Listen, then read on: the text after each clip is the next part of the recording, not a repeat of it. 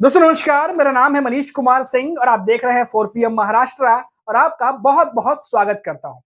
दोस्तों महाराष्ट्र में वैसे तो हम लगातार खबरों में ही जीते हैं, लगातार देखते रहते हैं कि ऐसी कौन-सी खबरें हैं, ऐसी कौन-सी खबरें आ रही हैं जो आप तक पहुँचाई जाएँ, जो काफ़ी इंटरेस्टिंग हो या फिर आपके फ़ायदे की हो या फिर आपको जानना ज़रूरी है कुछ ऐसे खबरें।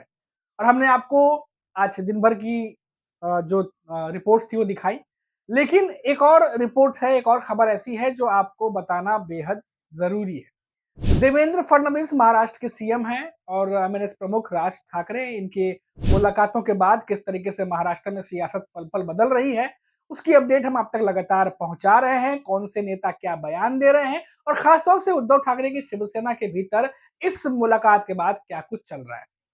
अब ये तमाम अपडेट्स हम आप तक पहुंचा ही रहे थे कि देवेंद्र फडणवीस महाराष्ट्र के सीएम उन्होंने सोशल मीडिया पर एक पोस्ट किया है और इस पोस्ट में उन्होंने राज ठाकरे की तस्वीर के साथ राज ठाकरे को उनके जन्मदिन के मौके पर बधाइयां दी हैं। और अभी 48 घंटे भी नहीं हुए होंगे, दोनों के बीच में मुलाकात हुई थी, 1.5 घंटे तक ये मुलाकातें हुई हैं और उसके बाद आज देवेंद्र फडणवीस महाराष्ट्र के सीएम राज ठाकरे की तस्वीर के साथ उनको जन्मदिन की बधाई देते हैं।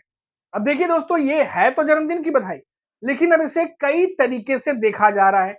क्यों अभी 2-3 दिन पहले ये बयान देने वाले देवेंद्र फडणवीस कि उद्धव ठाकरे और राज ठाकरे एक होने जा रहे हैं, इसको कैसे देख रहे हैं? उस पर उन्होंने कहा कि कुछ मैं कुछ कहूँगा और बेगानी शादी में अब्दुल्ला दीवाना नहीं बनना चाहता और ये सब बातें वो कह रहे थे। लेकिन आप देखिए कि ये तमाम चीज़ें चली रही थी और इसी के बीच में देवेंद्र फडणवीस से मिलने राज ठाकरे पहुँचते हैं और दोनों की मुलाकात होती है बांद्रा के स्थित एक बड़े होटल में, जो कि 90 मिनट तक तकरीबन बताया जाता है कि चलती है।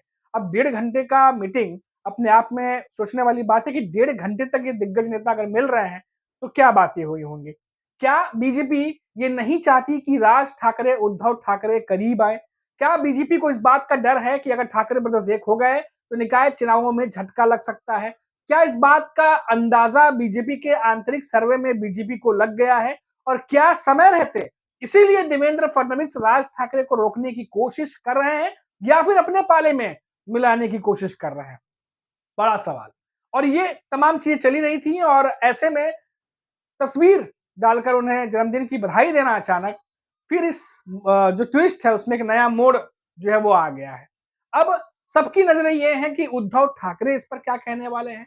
उद्धव ठाकरे के अलावा जो महाविकास आघाड़ी के बाकी के नेता हैं जो अभी तक चुप्पी साधे हुए थे ठाकरे ब्रदर्स की एक होने पर, वो क्या सोच रहे हैं, क्या कह रहे हैं, अभी खुलकर उस तरीके से बयान नहीं दे रहे थे क्योंकि ठाकरे ब्रदर्स के बीच करीबियां बताई जा रही हैं कि ये जो पारिवारिक शादियों के फंक्शन थे जहां उद्धव ठाकरे राज ठाकरे मिलते दिखाई दिए थे, दोनों एक दूसरे से बात करते हुए दिखाई दिए थे, उनकी तस्वीरें सोशल मीडिया पर वायरल हुई थी। तो लगातार ये बातें आती रही कि क्या जमी हुई बर्फ, सालों की जमी हुई बर्फ, जो मतभेद थे, क्या वो समाप्ति की ओर है?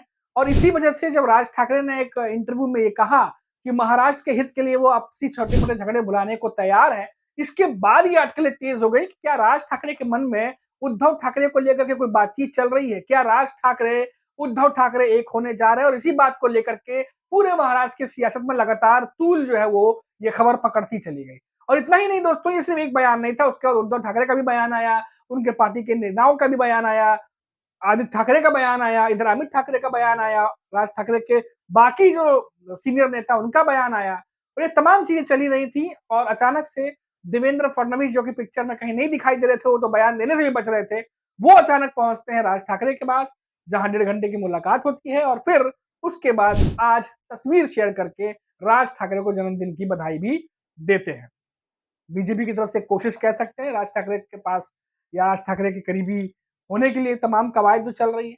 अब कई नेता ये कहेंगे कि राज ठाकरे की पार्टी ने विधानसभा चुनाव में तो कुछ ज्यादा कमाल किया नहीं, फिर राज ठाकरे इतना ज्यादा सेंटर में क्यों दिखाई दे रहे हैं? दरअसल जानकार ये कह रहे हैं कि राज ठाकरे अगर उद्धव ठाकरे के साथ गठबंधन कर लेते हैं, तो मुंबई समेत जो मुंबई के आसपास के इलाके हैं उसमें बहुत प्रभावी ढंग से जो है वो दिखाई दे सकते हैं। और अगर राज ठाकरे उद्धव ठाकरे एक हो गए, तो मुंबई समेत जो बाकी के इलाके हैं, जो माना जाता है कि एकनाथ शिंदे और बीजेपी का काफी प्रभाव वाले जगह हैं, वहां से बहुत सारे सीटें इनके हाथ से निकल सकती हैं, ऐसी भी संभावना है।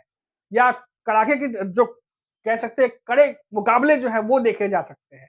क्योंकि शिवसेना के 2 हिस्से होने के बाद उद्धव ठाकरे कहीं न कहीं पहले ऐसी शिवसेना नज़र नहीं आती, क्योंकि बहुत सारे बड़े नेता एकनाथ शिंदे के साथ आ गए और एकनाथ शिंदे के साथ बीजेपी खड़ी है और अजित पवार भी वहाँ शरद पवार के एनसीपी से अलग होके कई नेताओं के साथ इधर आ गए हैं।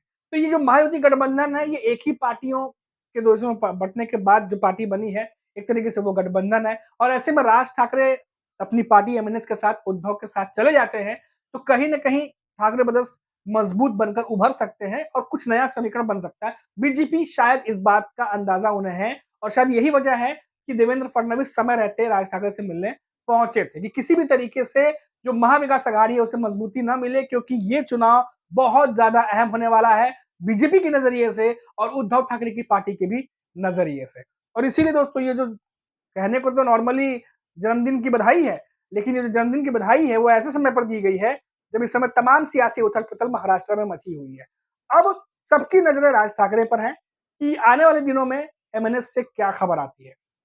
उद्धव ठाकरे की पार्टी पे भी खास नजर है कि वहां के नेता भी क्या बयान दे रहे हैं और जो भी अपडेट आएगी, जो भी बड़ी खबर आएगी, हम सबसे पहले आपको 4 पीएम महाराष्ट्र पर वो पहुंचाएंगे और इसके लिए आपको चैनल को सब्सक्राइब करना होगा ताकि जब हमारी वीडियो अपलोड हो तो आपको उसकी नोटिफिकेशन मिलती रहे। अभी के लिए इतना ही।